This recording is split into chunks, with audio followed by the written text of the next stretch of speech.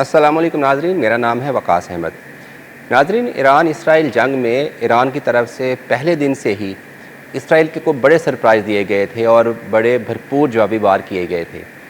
جہاں پر ایران کی طرف سے سخت مزاحمت کی جا رہی ہے، وہیں پر ڈپلومیٹیکلی بھی بہت سارے سرپرائزز جو ہیں وہ اسرائیل کو مل رہے ہیں۔ 2 روز قبل فرانس کی طرف سے جو پیرس میں ہونے والا پیرس ایئر شو تھا، وہاں پر اسرائیل کو اپنے دفاعی جو ویپنز تھے وہ ڈسپلے کرنے سے روک دیا گیا تھا۔ تو اس کے 1 روز بعد ہی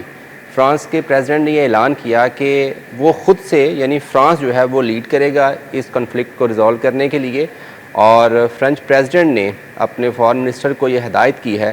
کہ وہ ایران اور اسرائیل کے درمیان جو جنگ ہے اس کو ختم کروانے کے لیے تجاویز جو ہے وہ تیار کرے اور ایک ڈرافٹ بنائے، جس کے بعد دونوں ممالک کے ساتھ وہ شیئر کیا جا سکے۔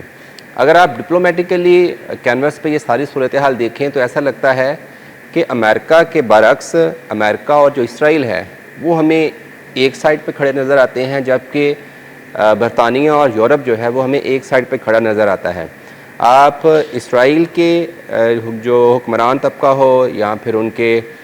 جو انتہا پسند جو جوز ہیں ان کے خیالات سنیں، ان کی باتیں سنیں، یا پھر امریکن وائٹ ہاؤس میں رہنے والے لوگوں کی باتیں سنیں، تو ایسا لگتا ہے کہ وہ یہ نہیں چاہتے کہ جو ایران اسرائیل کا کنفلکٹ ہے یہ ختم ہو۔ لیکن اس کے برعکس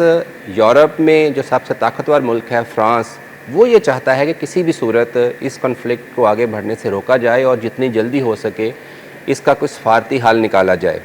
فرانس کی طرف سے یہ بھی کہا گیا ہے کہ وہ صرف خود سے اس معاملے پر جو ہے وہ پہل نہیں کرے گا، بلکہ برطانیہ اور جرمنی جو کہ بڑے طاقتور ممالک ہیں یورپین بلاک میں، وہ بھی فرانس کی اس رائے کے ساتھ اتفاق کرتے ہیں۔ اچھا، اس کے پیچھے بہت ساری وجوہات بھی ہو سکتی ہیں، اور وجوہات جو ہیں وہ ڈیفینیٹلی سب سے بڑی وجہ تو یہ ہے کہ جب 2015 میں دنیا کی بڑی سپر پاورز نے ایران کے ساتھ جوہری معاہدہ کیا تھا اور پھر ٹرمپ نے آ کر اپنی پہلی صدارتی ٹرم میں اس کو ختم کر دیا تھا، تو فرانس کو اس چیز کا بھی رنج ہے کہ اگر وہ جوہری معاہدہ رہتا تو آج جو خطے میں جنگی ماحول بنا ہوا ہے یہ نہیں بننا تھا۔ تو فرانس کی ایک ذہن میں یہ بھی بات ہے کہ یہ سب کچھ جو ہوا ہے یہ امریکن پریزیڈنٹ کی غلطی کی وجہ سے ہوا ہے، جنہوں نے جوہری معاہدہ توڑا۔ اچھا، اس کے ساتھ ساتھ فرانس جو ہے کیونکہ وہ اسرائیل سے اور ایران سے نزدیک ہے as compare to U S سے، تو یورپ کی جو انرجی ڈپینڈنسی ہے